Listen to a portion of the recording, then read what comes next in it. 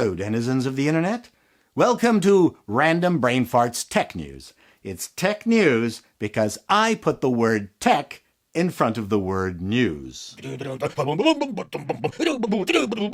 Apple is being sued by Social Technologies LLC because Apple claims to hold the federal registration for the trademark word Memoji. Social Technologies is seeking an injunction to prohibit Apple from using the registered symbol in connection with Memoji, as well as an award for monetary damages and legal fees, the usual stuff. This small company also wants a declaration that it owns the only federal registered Memoji trademark, because RBF has access to all corporate secrets of anything it wants to have access to. We know some of the other names Apple's $2 billion Memoji division came up with, just in case they lost in court. Here are some of Apple's alternative names for Memojis.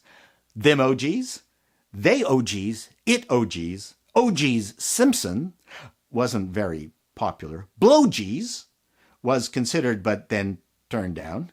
We will continue to keep you up to date on this Memojis controversy. No, we won't, because we don't give a crap. In other Apple news, now that Intel has massively cut their processor pricing, we can expect the Mac Pro's price to drop also. Oh my God.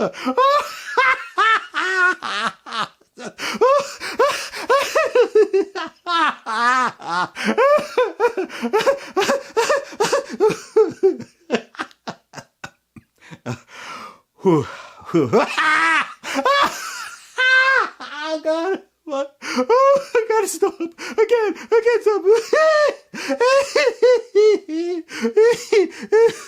stop. Oh no. Not again. Samsung is giving the Galaxy Fold another kick at the can. With the initial embarrassing retreat, will people be wary of this latest release? I say no.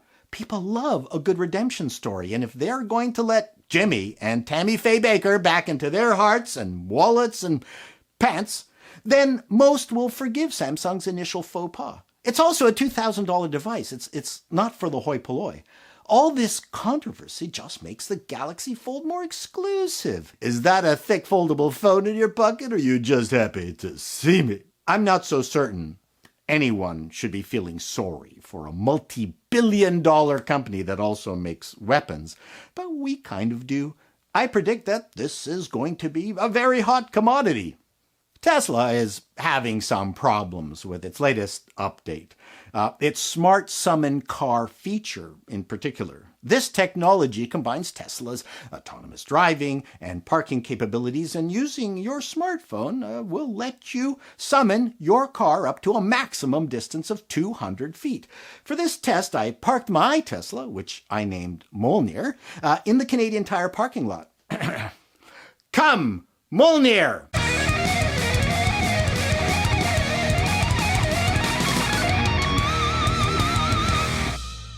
Clearly, there still seems to be some bugs to work out. Microsoft is having a Surface Pro event. One of the rumors is Microsoft is giving an ARM-powered Surface one more shot. Of course, the original Surface RT was a bust, but how the new ARM Surface is going to solve the software compatibility issues and speed problems, only Nadella knows. But who doesn't love Nadella? And finally, a perfect random brain fart news item. Hint, it's another massive swing in scientific dietary recommended opinion.